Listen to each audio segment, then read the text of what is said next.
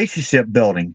But before we get into the content of the program, a couple political announcements from the Volunteer and Combination Officer section. But if we're using audio voice over IP technology for this, it is being recorded. We hope that you're listening through your headset. Sometimes that's better to hear than your speakers, but make sure they're turned on and the volume is turned off. If you should have problems or technical difficulties, you can go into the chat section of the webinar, or you can go email webinars@ifc.org and we will help you figure out your technology problems. I will tell you, for whatever reason your computer should freeze up, the thing that I've learned to do is just log out and log right back in. And you won't miss much. Probably take you about a minute to do that. If it happens to Lee or I, we'll carry on for that minute while it takes either one of us to log back in. So if you have a problem, log out, log back in. We will have chat available. Sherry will be monitoring the chat session. We would love for you all to introduce yourselves, just to give us some idea of where you're from. We've had a good international representation. We've had one person, I believe he's from Peru. He actually came back last time. He missed a couple, but he's been on almost every one of our webinars. And so we have a good international representation. But we like to know where you're at from a state perspective as well. So you use that question and answer section. We will save question and answers until the end. And so that way, unless there's something that you say, hey, we absolutely don't understand what they just said, go back. We will go back for that kind of request. But just a general question and answer we'll save to the end. We will have handouts. The PowerPoint will be available in the handout section. So you don't have to worry about taking screenshots or making notes of what's on the screen. You'll be able to download that. Whether you're a member of the IFC or not, you get access to all these things. The VCOS has been in business since 1994. We are celebrating our 20th year this year. We will be celebrating that at Fire Rescue International in August. That is one of the things the International Fire Chief does. We have Symposium in the Sun in November in Clearwater Beach, Florida. If you've never been, you need to get down there. And not only do you get down there, you get to hang out on the beach, but more importantly, you get 3.5 days of education. And it's pretty intense, pretty busy. We keep you busy so your bosses can't say, oh, you're going down there for a vacation. Well, you might stay an extra day or two and enjoy it, but most people go and they're very, very busy getting educated. We do monitor legislation in Washington, D.C. Some of the other things, I'm not going to go over there. You can see that stuff, and hopefully you have used some of those services from the VCOS, whether you're a member or not. Obviously, the chair would like for me to encourage you all to be members, and I would encourage you to be members. But I do know for some fire departments, the cost is not doable based upon your budgets. Other things that we do is we write ribbon reports. Our newest report is on support canines. If you've not downloaded that, or if you're interested in starting a canine support program, I encourage you to go download the Amber Ribbon Report. We're in the second edition of the Behavioral Wellness Report, and then the second edition of the Cancer Best Practices Report. And you see some of the other reports that we have there. Hopefully we'll have a data report out in, it says early 2024. I probably need to change that slide to the second half of 2024. We had some technology issues and some content issues. We're having the U.S. Fire Administrator in it, so it takes a little bit different tactic in order to make sure that we don't say anything that would offend the federal government. So that's going to be out probably the second half of 2024. Some of the upcoming events, more webinars that are coming up. I hope you realize you put it on your schedule for every Tuesday at this time, and we're doing different webinars. Hopefully they're all of interest of you. If you have any ideas on webinars, send them to me, and I'll be glad to get them on a schedule. There are some of the IFC events that are coming up there, and so that's it. We would like to inform all of the attendees. Chuck Flynn, who served as chair for 6 years, stepped aside from the chairman's position in February because he had been diagnosed with pancreatic cancer. He died last Wednesday. He was a good friend to everybody that met him. He was funny. He would make you laugh. And he was very serious when he had to be serious, but he understood how important levity is in the fire service. He also, even though some people, since he died of pancreatic cancer, some people say, oh, you shouldn't say that, but he enjoyed a cigar, a good cigar. And but he served great as a fire chief, or served his time as a fire chief, several offices throughout the International Association of Fire Chiefs. And we dedicate this presentation today to Chief Chuck Flynn, VCOS chair from 6 years, 2016 till 2024 or 20. Yeah, I'm sorry. I'm not doing the math very good there. So let's move on with the webinar. Well, we're going to do this as a team teaching method today. For those of you that have been on webinars, most of the time I'm sitting here pretty quiet, but I'm going to co-present this. I've been around the fire service for a little over 53 years. In May, it'll be 54 years. I was a fire chief, state fire academy director, and then involved with the International Association of Fire Chiefs as well. But our second presenter or co-presenter today is Lee Turpin. Lee is currently the Director of Operations for American Medical Response, and he's been in the fire service and emergency medical service for a long time. I will not disclose how long he's been in it, but he is a volunteer firefighter, EMT basic, EMT paramedic. He has moved up in the leadership positions of AMR, his current employer. But my final introduction point is he is the chairman of the State of Indiana EMS Commission, which regulates emergency medical services in the state of Indiana. And with that, I will turn it over to Lee Turpin. Lee? Thank you, Chief. This all started, honestly, with a discussion on relationships.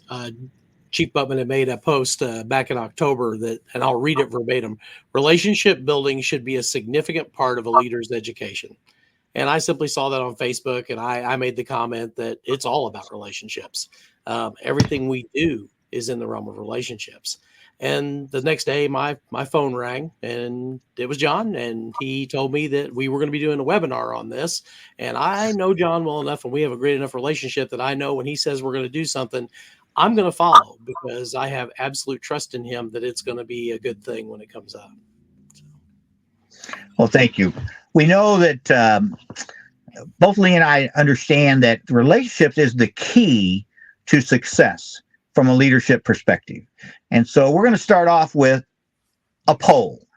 And Sherry, our poll person, will start the poll. Just answer the questions, if you would, please, about how important relationships are. And if you get along, they will go along. Does that improve relationships, true or false?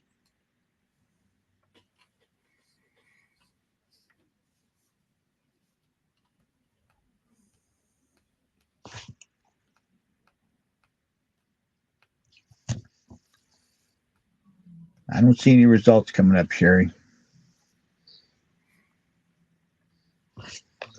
We do have about 9 that have indicated true, and 1 is false. Okay. All right. We don't expect everybody to agree. So let's go to the second poll question.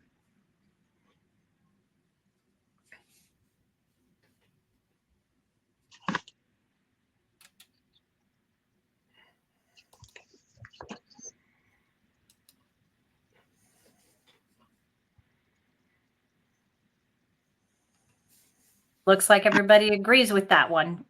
All right. Move to the third one.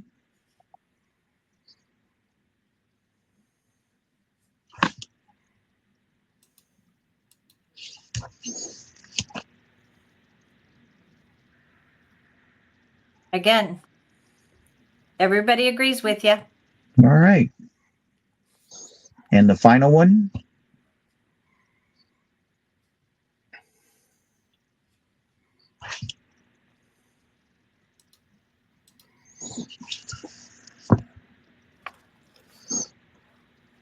True is the answer. All right. Well, somebody, I guess, and no, you don't have to identify yourselves. That's not the point. But somebody said false on if you get along, they will go along. It's important to be relationship building. So, Lee, you want to tackle anything about that one? Well, relationship building, from my perspective, I don't know how to put it. That there's so many people that don't want to build relationships. And I think that's someone's always struck me as odd, in that I want to get to know the people that I work with, in not just necessarily in my own entity, my own agency, but in the agencies that I interact with daily. I want to know what I can do as a servant leader for them, what I can do to make their day better. And unless I build relationships with them so that they are open and honest with me, I can never really know what their true mission is, their true goals are, their desires in life, what they would like to see the overall mission become between two entities that work together. I think it's imperative that we have relationships that are more so than just the interactions that occur on scenes or the interactions that occur in meetings when maybe we have two different agendas that butt heads. I think we're more likely when we build a relationship to find more common ground and more work on the win-win scenarios that benefit everyone. All right, thank you. Now, I will tell you, since I wrote that question, I expected the answer to be false. And here's why. Because as in a leadership position, you don't have to get along for them to go along. Sometimes you have to push them or pull them along. Pull them along would probably be a better term to use. So, because you can't, as a leader, you can't always give up your position for their position, hoping they will go along. Now, it goes down to that bottom question of choose wisely which hills to die on. Now is when you got to have that balance. When am I going to stand my ground? Because let's just say it's an ethical issue. I'm going to stand my ground. If I think you're doing something unethical, I'm going to die on that hill. So I thought we'd have a few more false answers to this question. So, but again, some good conversation. Lee and I don't always have to agree. That's one of the things we figured out. Loyalty is another one. And Lee, I'll let you do the respect one here in a minute. But loyalty is, to me, it's very important. My father told me this years ago. Remember who your friends are. All right. And I don't mean friends in the total social aspect. But if you're not loyal to your friends, who are you going to be loyal to? And loyal friends can be followers, and they can be people above you in a chain of command. But loyalty, in my opinion, in today's cultural environment, we don't continue to think how powerful loyalty is in enhancing relationships. Lee, anything on respect? I think just a baseline mutual respect as human beings before we even get started with the respect for each other's responsibilities, the respect for what we have to produce, the respect for what we have to provide as outcomes to a community. I mean, one of the rules that I'm really big on within my organization is no one gets to raise their voice in normal conversation to another individual. When we do, it's time to check ourselves and to stop and to come back online with the mission and have respect for each other's beliefs so that we have that ability for civil discourse. Nothing comes out of disrespecting another individual.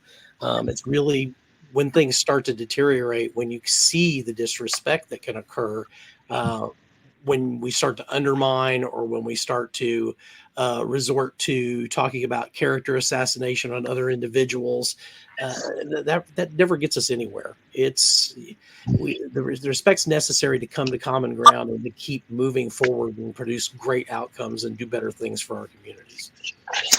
You made a very interesting point there. Is about each other's beliefs, and so. Is there a word, and we didn't rehearse this, our audience, is there a word that you think really relates to how you can demonstrate you're treating other people with respect?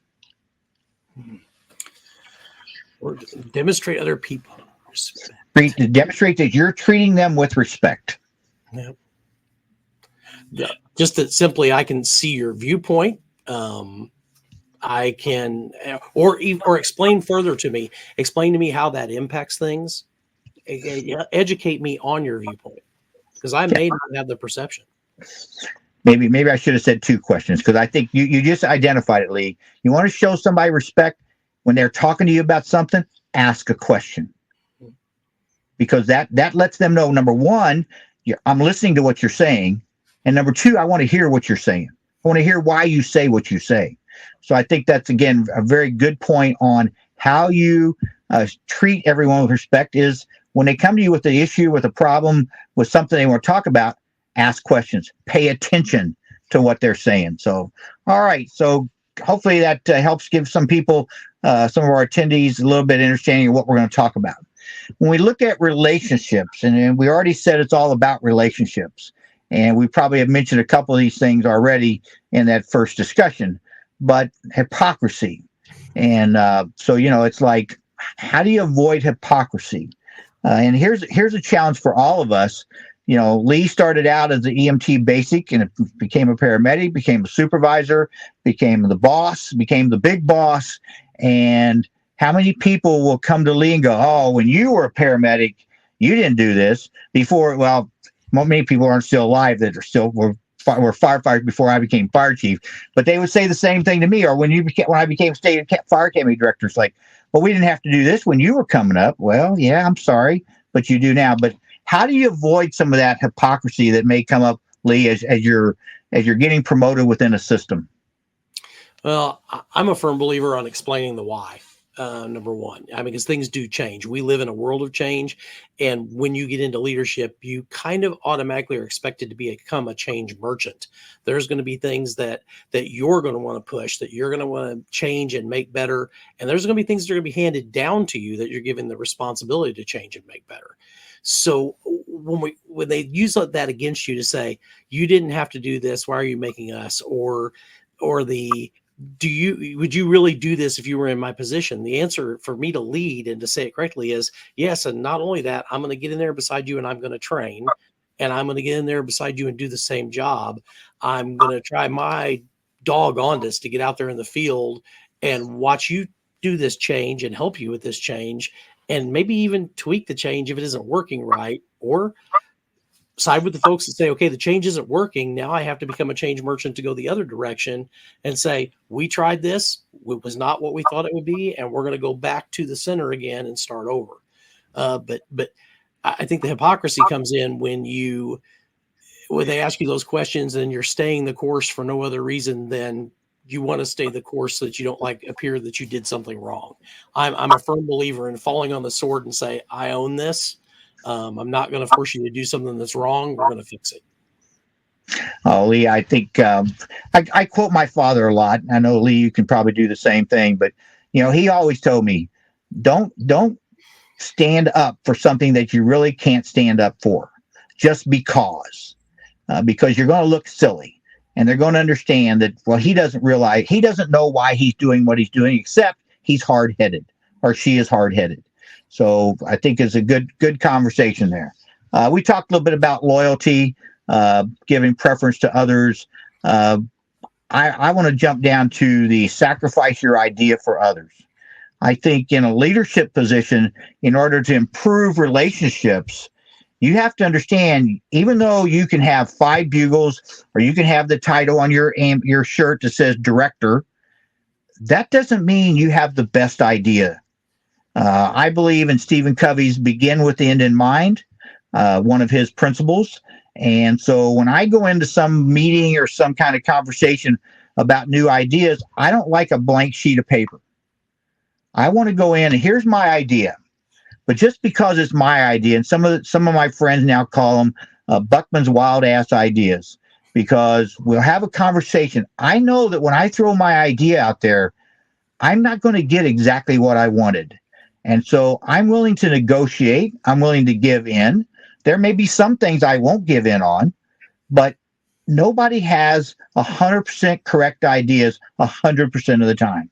So there are times when you need to sacrifice your idea. It may be the EMTB that just started work at the service, or it could be that probationary firefighter who's been on the job for 11 months. They may have a better idea than you do because they have a different perspective. And so you got to keep that in mind. What is their perspective? And that goes into that next statement there of identifying with others. You want to talk about perspective there, Lee? Yeah. It's the identifying with others. And I think when John and I were discussing this, I brought up a story from the past I thought was pretty apropos for this. I had a leader above me at one time that made a comment. We were coming out of a meeting, and I believe it was with a hospital administrator. And my boss looked at me and said, I'd really like to know that guy better. And I remember going through this and thinking at that time, And I thought, this is one of those situations where I want to open my mouth or where I don't. And I decided to open my mouth and say something because this individual had said to my leader several times, we really need to get together sometime and play golf. And so I said, okay, you said you wanted to get to know him. He's offered like 5 times that I've heard for you to go play golf with him. And the response kind of back from my leader was, I'm not going to do that. And I was kind of like, okay, then don't lament that you don't get to know the individual. You know, how are you going to identify with them and be able to communicate better, be able to actively listen with that individual, or know the things that they have on their plate. If you don't spend time talking with them, and it can be business, you can play golf and play business and the rules, or you can learn to people personally, but you can't identify with people unless you try. You have to try to identify with others. It just doesn't happen. You have to actively be engaged to build a relationship and identify on their level of what things that are important to them. And that's key is that relationship is what's important to them. And you don't always get the answer to that question by sitting across from each other in a desk or in a conference room. And you don't get to know each other personally. You know each other professionally, but relationships are built upon personal relationships as much as they are built upon professional relationships. So again, how do you figure out how to improve those relationships without doing stuff off record, so to speak, or out of the office, or going to dinner, going to lunch? Business people know the value of lunch, but in the public sector, we may not know the value of lunch as well. So, you want to say something? Go ahead, Lee. I'm sorry. I just want to reinforce that. One of the things that I talk about in the leadership courses that I teach locally, just for my people, is the concept of table time. Table time to me is one of the most important things you can do as leaders. You have to stop. You have to sit down. You share a meal. You talk. That's where the conversation comes out. That's where, and you can solve the problems of the world with table time. Yeah, good point. And from a fire chief perspective, and I, don't really know the different types of people who are listening here, but I would say in a career department, the fire chief has got to get out of the office into the fire stations, sit around the kitchen table and talk with them.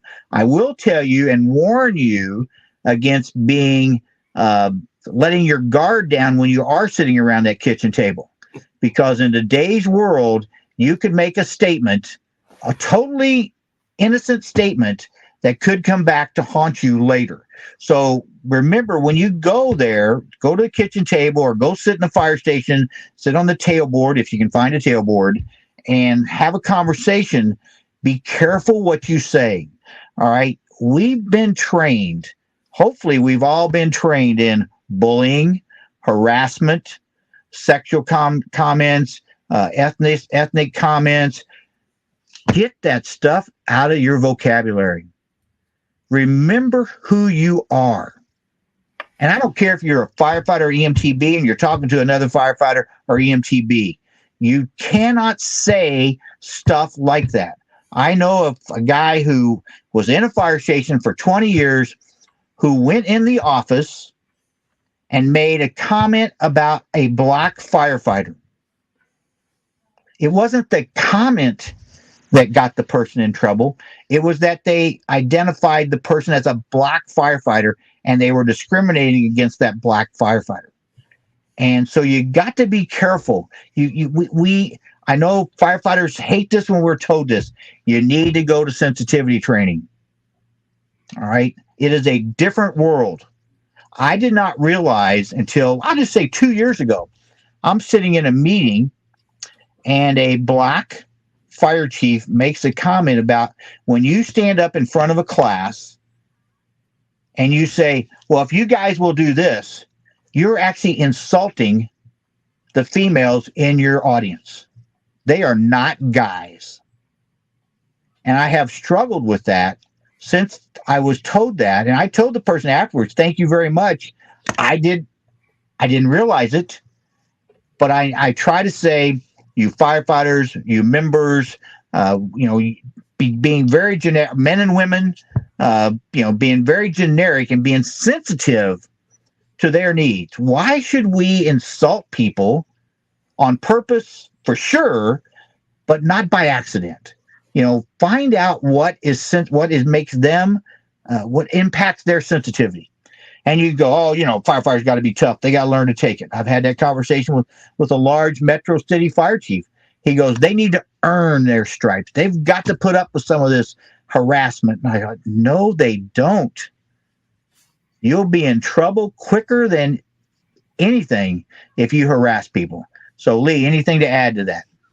Yeah, actually, back on the thing of the comments and getting the words out of your vocabulary, and almost everyone has been guilty of those things at one time or another.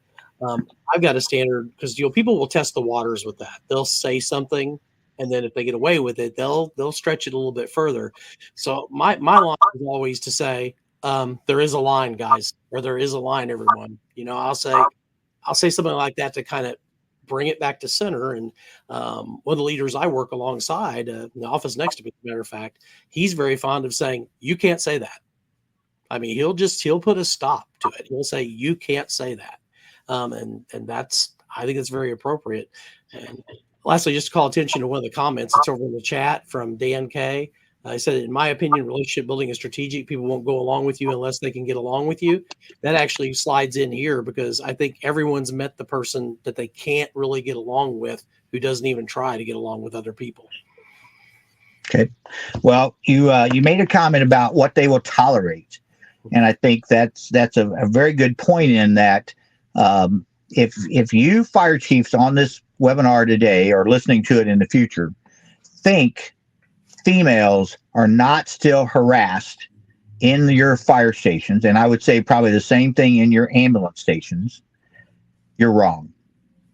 Or I tell you, go to the Women in Fire conference. 6 months ago, I was not there, but I had a very, very good friend call me and tell me it's not over. These females are talking about harassment kind of things still going on in the fire stations today that were going on 10 and 15 years ago. And the question becomes, so why don't they speak up? And here's the answer. I had two females, fire chiefs, tell me, I don't want that to be what I'm known for the rest of my life. So they sit there, shut up, and take it. What you're doing is creating a hostile work environment. And that will get you fired quicker than anything. It's harder to prove harassment. It's not really hard to prove a hostile work environment. All that the person has to say is, you make me feel uncomfortable. And guess what? You're guilty. We firefighters and EMTs, paramedics, we need to go to training on how to talk and act around others. You can say, oh, well, I learned that when I was growing up. Yeah, I did too. But what my mom and dad taught me is not the thing I need to learn today. So again, identifying with others is a big part of this relationship. I know we don't like the word sensitive, but we need to be sensitive to others' personal needs. Anything else, Lee? Yeah, when you think about that particular topic, and sometimes we bristle a little bit when someone tells us we have to take training, but like unconscious bias training, and 8 hours of unconscious bias training, I kind of shuddered at that. And I thought, well, it's going to be specific to this or specific to that. And when I come out of 8 hours of unconscious bias training, is what I learned is when I start to look at data, I have confirmation bias. When I start to look at any situation, I already have a predefined bias. And every last one of us, whether we're dealing with people and issue, data, we have these biases. And the whole purpose of unconscious bias training is not necessarily to say your bias may or may not be right, but it's realize you have the bias so that you can look at things objectively. And so that you can look at this and say, okay, this isn't somebody just complaining. This really offended somebody, and then learn why it offended them. And there are a lot of different things out there that cause that. I bristled at first at that term unconscious bias, but now that I look back on it and realize just how much that permeates all of our personalities, and all we have to do is be aware of it so that we can change and make our relationships better. Right. I'll give you one example, then we'll move ahead. a board of directors and a young firefighter and a senior firefighter were at a meeting, and this young firefighter called me up afterwards and said, "Yeah, I don't know what to do about this." He said, "This board member treats me with disrespect because I'm young and dumb in his opinion." And I said, "Give me some examples." He said, "Every time I will suggest something, he basically blows me off and tells me my comments are not valid and we should not be listening to him." And I said, "Well, here's what I'm going to ask you. Can you have a civil conversation with this individual without getting into yelling and screaming?" And he said, "I don't know." I said, "Well, think about it for a week. Call me back. I'll give you some tips on what to say and how to say it." And then about 6 weeks later, he called me up and he said, "I had a conversation." And the guy said he apologized. He said, "I had no idea. It was a tone of voice. It was the inflection on his voice. And it was the look on his face that were transmitting that message that, hey, young guy, shut up. You don't know anything." So just one example of being able to identify from that other person's position in an organization. All right. We'll move ahead. All right. I think we probably talked about being open-minded and treat everyone with respect, but doing everything possible to keep peace. Oh, my. Whether you're the director of operation or operations director or the fire chief, that is one big part of your job. You are a referee. I don't know how many fire chiefs tell me after they get to be fire chief 3 months later, they'll call me up and go, "I had no idea what this job was about." It's not about, it is about money, but then it's about being a referee. He said, people come to my office and they want to fight about everything. And your job is to keep peace and learn to bring people together and negotiate positive outcomes. Lee, anything to add? Yeah. I think the corollary to the end game of that is very true. For example, if you don't do everything possible to keep the peace, once you've lost the peace, the recovery time is so much greater. When things deteriorate to the point when people refuse to come back to the table, or they refuse to come to common solutions, or they start, and I've used the term earlier in this, character assassination on each other just out of frustration, nitpicking at every little flaw that the other person on the other side has. Those things just are very hard to recover from. And those relationships can be fractured to the point that they can't be repaired. And that happens not only with individuals, but with groups and entities as well. Oh, Lee, you used two of my words that just light me up today. Character assassination. It is so easy in today's social media environment to assassinate anyone's character with a simple post on a social media platform. True or false, you can ruin a person's reputation and never recover from it. I have three. I have three good fire chief friends of mine who have been assassinated via social media, who's had investigations. Two of them out of the three, their investigations have been completed. They did nothing wrong, but is that removed from the internet? No, it's not. It's still there. You as a fire chief need to understand, or you as a leader, director, or fire chief, whatever your title is, supervisor, you need to understand we have to discourage that. My father told me, if you're going to do something for the right reason and it won't make you feel guilty, then do it. But if you're going to say, if I do this, I'm going to feel guilty, I'm going to feel bad, then don't do it. And it's so important today because the young people of today have no idea how they are ruining a person's reputation. And it's ruined for years. It's, this one fire chief friend of mine is trying to get his accusations, which have been proven false, accepted by the city as false, to get it removed from the internet searches, the Google search and all that stuff. And he goes, I can't. He said, there are companies they want me to spend a lot of money with them to do that, but I can't. So in today's environment, dealing with personalities is a big part of what leaders do. Lee, anything to add? it, I don't know if I could say it any better on that one. I really don't, because I just hate to see someone destroyed, especially when you're sitting out. You're not the one that did the character assassination. You weren't the target, but you sit back and you can see that the target was absolutely innocent, and you're wondering how you can convince the person targeting them that what they're doing to them is wrong and incorrect. And it's almost like you're in a helpless position to help anyone. They're so intent on destroying someone. Right. And they can do it anonymously.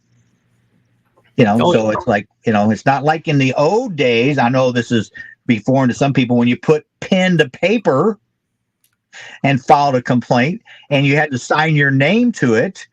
Today, you can do it. My father, so I changed jobs. The last time I changed jobs was 40 years ago, before I retired. And when I got this new job, he told me back then, don't tell anybody until the day you start where you're going. And I said, what? He said, all it takes is for one person to make a phone call to your new employer and you won't have a job. And back then I thought, oh, Dad, you're kidding. Well, guess what? One of the guys, whenever Governor Daniels left here in Indiana, which is now like 12 years ago, one of my bosses who got a new job, I had to take him home because the governor had unappointed him. And he said, I got a new job. I said, oh, please don't tell me. I do not want to know where you got this new job at, because I might let it slip. And then somebody makes a phone call. He didn't tell me. I did find out whenever when he's driving to work that next day. That was actually 2 weeks later. And, he called me up and said, okay, I'm going to my new job. And he told me where it was. But I still believe that today. If you're changing jobs, don't tell anybody, because it could come back to haunt you. All right, let's move on to remove revenge from your life. Lee, I don't know if you want to jump on that one first. I'll take it, because it gets you nowhere. I mean, if anything, it perpetuates a problem and continues going on. Try to be above and beyond reproach is the number one thing. Let the darts be thrown your way, and deflect them where you can with facts, and with even sometimes you can say, I understand why they may think that, but here's the fact with it. Instead of going and falling to the same level of the attack or something that has occurred. But I love this thing that John put in here. Let God judge others and you love them, because I really believe that my role, not only as a leader, but my role as a human being, is to do four things. It is, and I'll say the best one for the last on this, but the first three is to provide service. It's to provide compassion to whoever I'm leading or whoever I contact. And it's, in a certain sense, to be sacrificial. If I'm not hurting sometimes a little bit in what I'm doing for someone, or doing for an issue, or doing for an entity, then I'm probably not doing 100% of what I could do in there. But the last one I want to touch on is that word love that John used. And love is actionable. Love without action is dead. And when I come to work every day, I have a responsibility, even to, and we all have somebody, be it in the firehouse or be in your location in ambulance service, you get that one person that annoys you. It's still your job to absolutely love them and make sure that they're taken care of and their human needs are met. And when I think about the fire chief to the townships to the north of me, the two fire chiefs up there, it's my job to love them and care about the things that they love about and do things for them. I don't know how to do this job of providing community service and emergency response, and how we can do it if we don't love the people that we do it with, both internal and external. And that love, by saying that, I mean, is taking action to do what they need for support. Well, thank you for the comments about love. And, I'll say about 20 years ago is the first time that I ever said, I love you, to four men that were not related to me. We're just friends through the International Association of Fire Chiefs. One was Don Mano, teacher at the National Fire Academy, Rich Marinucci, fire chief in Farmington Hills, Michigan, and then Jack McElfish, who at the time I think was fire chief in Wallingford, Connecticut. He could never keep a job. He kept moving around. He was fire chief in 5 different places. Great guy. And then the final one was Billy Goldfeder. And since then, we've always said, I love you to each other. And we get off the phone. And then about 2 years ago, when Billy called me and said, I have prostate cancer, and I cried. And this is just a guy I met hanging out at the International Association of Fire Chiefs, but we became that close of friends. And so, men don't usually say, I love you to each other, but it's part of that relationship building. You don't have to say it every day, but, something happens. I mean, I said it last week. I was at Smoke Divers here in Indiana, and I said it to this young firefighter who actually, it's sort of funny. I passed out 2 years ago at Smoke Divers on the last day during certificate presentation. I walked to the bathroom and fell flat on the floor. His Indianapolis firefighter named Nico, and he was like, oh my God, I can't let him die. Not in front of all these firefighters. And so when I saw him at this conference this last week, and we left to hug when we left, and I said, I love you. And he said, I love you back. And it's like, man, it makes you feel good. And revenge increases stress in your life. We have enough stress without taking more on. I've just told this story, and I know some of you paramedics on here will be going, dear God, John, hopefully you're lucky you didn't stroke out. But we're getting ready to go to a taxing district here at my fire department. I'm the president of the board of directors. And so I got to get the board of directors to agree to it. I got to get 3 public meetings conducted to agree to it. And, demonstrators don't show up and derail us. And my blood pressure on that Monday of that week was 204 over 124.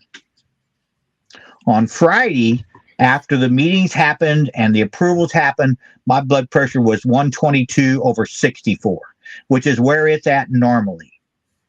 Now, so let's relate this to revenge. So when you feel that someone did you wrong and you get angry and you pound on the table like I'm doing now, Sherry's going, too much noise. But when you feel that anger just increases your blood pressure, stress on your body, heart rate. I mean, all those things, they're not good for you.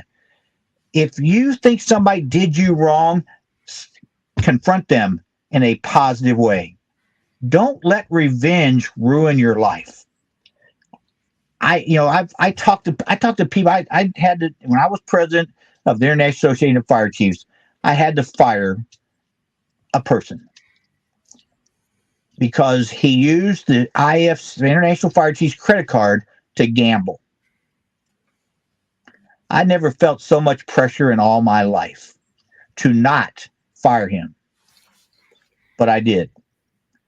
And later that day, I saw him walking down the hallway, and I walked across the hallway and shook his hand, shook his hand and said, Ken, I want you to understand, it's behind us. It's over. And he told some of his friends he could not believe that I would walk over and talk to him when I had just fired him, terminated him. I don't have revenge. I got nothing to gain by getting back at somebody. And you as a leader today, you have nothing to gain except hurting your relationships with others, because they know if you make John mad, he's going to exert revenge upon you. He's going to make you pay. That's not your job as a leader. If they deserve discipline, then give it to them. If they have an issue, you sit down with them. They say they won't do it again. They say they've learned from it. Then don't bring it up ever again, unless they break the rules again. But Lee, you talked about sacrifice. As a leader, we sacrifice a lot: personal time, family time, so on and so forth. But we have to sacrifice for the good of the organization. All decisions that you make as a leader will not always be good for you as the leader, but they may be good for the organization. So that's the part about getting past this revenge thing. It is one of those things. It's just not good all around for you. Anything else, Lee, you want to add? Yeah, and this one kind of slides a little both ways on that, but and this is a personal pet peeve of mine. Even I worked with a leader for a long time that their favorite saying, and they didn't throw it out at least once a week, like clockwork. It was odd, but they'd say, it's not personal, it's just business. And there is a point. There is a point where a lot of things are business, but when we fail to realize the personal impact on the individual, we fail across the board, because it's like you said, what you did to that individual, you kept the personal side. You were able to go up and talk to them again. But if I have to fire somebody, sometimes I have to sit back and think, okay, I'm doing this from a business perspective, but I am concerned about, I just took their livelihood away. And maybe they were in the middle of a health issue and had benefits that were covering that. And there's a part of me that says, what kind of resources are here? Even though I just did the termination, what kind of resources can I direct this person to? Because anything that we do, I don't know about you, but in the job that I'm in, this job's been my entire life. I've been here 41 years now. And I'm like, I can't imagine what it would be like to not have that job. For me, I might get fired for a business reason at some point, but it's definitely going to hit me personally if that happens. Well, I will tell you, you will survive. Mm-hmm. I did retire from both being fire chief and being state fire academy director. And I find other things to do, but you can survive retirement. You may not think so, but even Jim Greason, my former boss, state fire marshal, it took him about 60 days to get into retirement. And Judy, his wife, told me that it took him a little while to accept that, yeah, I'm retired. I don't have to go to the office. So you all been very good listening to us. We got a poll question for you, and just one more poll question. So this one will take a minute or two for you to, to think about and then answer. If you were to take just 10% more responsibility for the quality of my relationships, I would do what?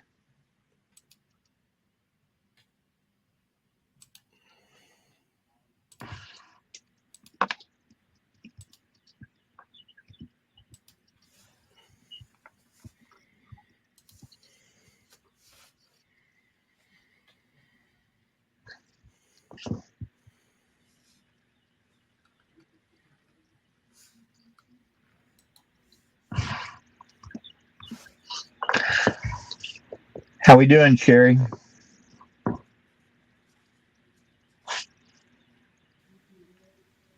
I'm not showing where it's letting me open it again. It's not letting me activate it. So sorry. Well, I guess, all right, let's just look at the ones that we have maybe not talked about a lot. I'm just looking at the. I can read it off for you, John. I can see it. Okay, go ahead.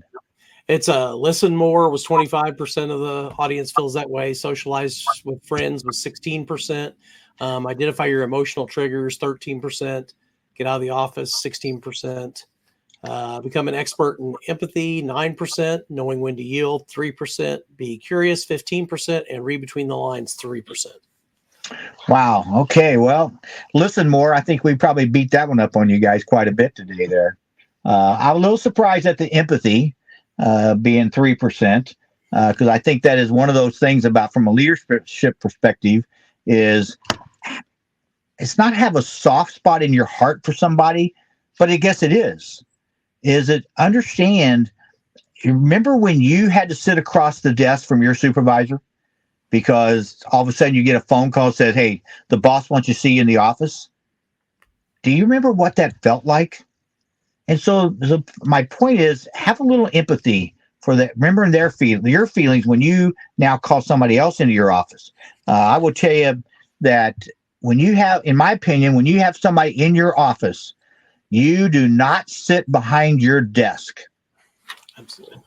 You sit at a conference table or someplace because they know you're in charge, and you don't have to stuff it down their nose because you're sitting behind the desk with the title, your nameplate on there says Director of Operations or Fire Chief or Deputy Chief. They know that. You don't have to stuff that down their nose. So get out from behind your desk and maybe go meet them on their turn or turf. So that would be one thing. Anything on empathy, Lee, or anything on any of them that you want to? Yeah, I just want to mirror what you said just there, because I was taught a long time ago that a desk is a barrier. It's between you and another human being. And sure, someone walks in for a very short conversation, we'll have it in my office. But if I'm having a person come in to talk to me, I go to neutral ground. I go to a conference room and get totally out of my office 100% because I'm striving for an end when I'm meeting with someone for that type of thing. I'm not trying to laud over them that I'm in charge and you're going to do what I say. I'm trying to get them to agree that a change is needed. And I just think being in the office with a barrier and whether we like it or not, we appear as an authority figure to the utmost when we're sitting in that environment. Yep. Good point. Good point. All right. Well, thank you all for answering, participating in the poll questions today. Here's the different ones that we asked. These will all be in the PowerPoint that you can download. So we got, I'm quoting a fire chief friend, both Lee and I know, retired, having lunch with him probably a couple weeks ago. We're talking about this issue. I said, we're doing this relationship webinar, and he made this comment about success is built with connections, and connections occur because of relationships.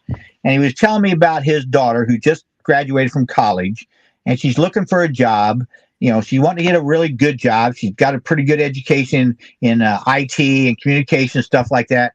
And Dale said, ooh, I happen to think about this person that works at a very large international company that might deliver boxes to your door at your house. I shouldn't say the name of the company. And he goes, I know somebody pretty high up in the ranks there. So he called her up, and his daughter now has a job paying 6 figures and is working here in Evansville. It's all because of the relationship, the connection that he had made with that person. And so from a leadership perspective, from the EMTB or the private, as you start to look about how are you going to get promoted, improve your capabilities, so on and so forth, it is about connections. Meet people. Get out and meet people consistently. Lee, you want to add anything? I've never met a person that I disliked once I really spent the time to sit down and talk with them. There are a lot of people that even today, I probably in the back of my head dislike simply because I haven't taken the time to find out who they really are. I think that is a very good point, because at a distance, you're making an impression. They make an impression based upon how they look, how they walk, and how they talk. And you can make a bad decision based upon that impression until you sit down with them and go, wow, they have some of the similar concerns that you have. So, all right. So, this next slide relates to influence. I have a big person on influence because it's not about, again, what you know, it's about who you know. And if you have to use your badge to influence someone, you're going to fail repeatedly until you learn that influence is not about rank. Influence happens because of respect. And so you earn respect by giving respect. And so that would be my closing comments. Lee, anything? Just that anytime we get the opportunity to talk to somebody that we don't know very well, and especially when it's someone in another entity that you respond with, I have a dozen fire departments I work with, 2 law enforcement agencies. Anytime somebody wants to get together and talk, I move things off my schedule to make that happen. Because it's not about making sure I have those people where I know what's going on. It's about learning who they are so that when they bring something up, I am better predisposed to understand what they are saying to me so that I can serve them better. All right, Lee, thank you very much for helping me out this week, I guess I helped you out, whatever you want to call it. But this is we have 2 more housekeeping slides after this. But, went in this with this quote for you all on the audience that you're 100% responsible for what goes on in your life. Don't blame somebody else for your failures, because it's up to you. In today's environment, we blame a lot of others for what goes on in our life, but it's up to you. You get up every morning. Eddie Buchanan told me this many years ago. You decide your attitude when you wake up in the morning. And so when you look at what you're responsible for in your life, your attitude impacts your life. Lee, any closing comment? No, just always take the opportunity with the outstretched hand. That's all I can say. All right. Sherry, we got any questions or answer questions? There's no actual questions, but Josh does make the comment of show grace and mercy, forgive daily. And Dan suggests that a great course is the IAFC SHS Bullying and Harassment in the Fire Service Awareness. And I wanted to point out, Nuno, our friend from Portugal, has joined us again this week. Welcome, Nuno. All right. Well, for those that are on the webinar, it has been recorded, so you can come back and you can haunt Lee and I for what we said if you want to argue with us, but that's fine. And there is a survey we asked you. You do get an electronic certificate, so you can have this for in-service records or anything like that. We do appreciate everybody coming. We appreciate everybody's attendance almost every week. We know we have some different people, but we certainly do appreciate that. And so with that, we'll say thank you, and we'll see you all next time.